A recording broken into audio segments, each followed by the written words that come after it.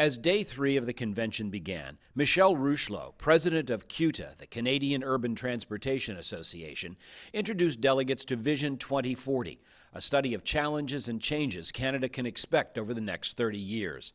He said transit's role must include putting transit at the center of communities, providing top-quality service, increased focus on customers, reducing transit's own carbon footprint, ensuring adequate funding for transit, and sharing best practices. Nothing would delight me more than to have the endorsement of the ATU to work with us in tandem to make this come true. Thank you very much for having me here this morning. It's been a real pleasure. Then the Laws Committee presented its recommendations for changes to the ATU Constitution. Delegates passed amendments that include setting at 3 the minimum number of Canadian international vice presidents, paying an additional $1,000 to help small locals pay convention delegate expenses, paying up to $18,000 to locals that successfully ask for international help to fund interest arbitration, and allowing the trustee of any local under trusteeship to change that local's bylaws with the approval of the General Executive Board. All those in favor signify by saying aye.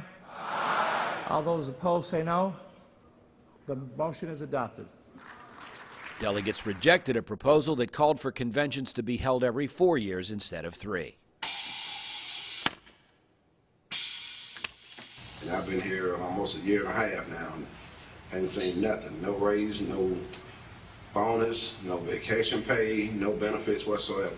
Then delegates watched a short video on the deplorable pay, benefits, and working conditions of First Transit employees who operate the University of Alabama's Crimson Ride shuttle system.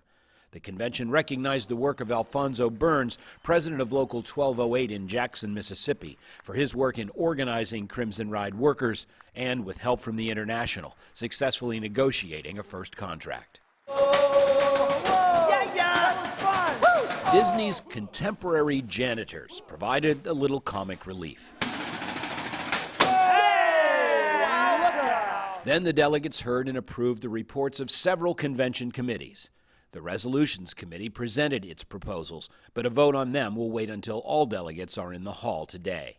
Finally, in a taped message, Iowa Senator Tom Harkin said congressional Democrats haven't given up on the Employee Free Choice Act and urged delegates not to give up on this year's important congressional elections. Election day is barely more than 5 weeks away.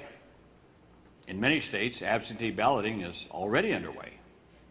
Make sure that you, your families, your neighbors, your co-workers, and their families get out to vote. Make sure that your votes count this year. So thank you so much. Have a great convention, and let's keep working together to keep our country moving forward and to make sure that workers in America have the right to organize and to bargain for their rights. Today, Leo Gerard, International President of the United Steelworkers, and election of ATU International officers. Day 4 starts now.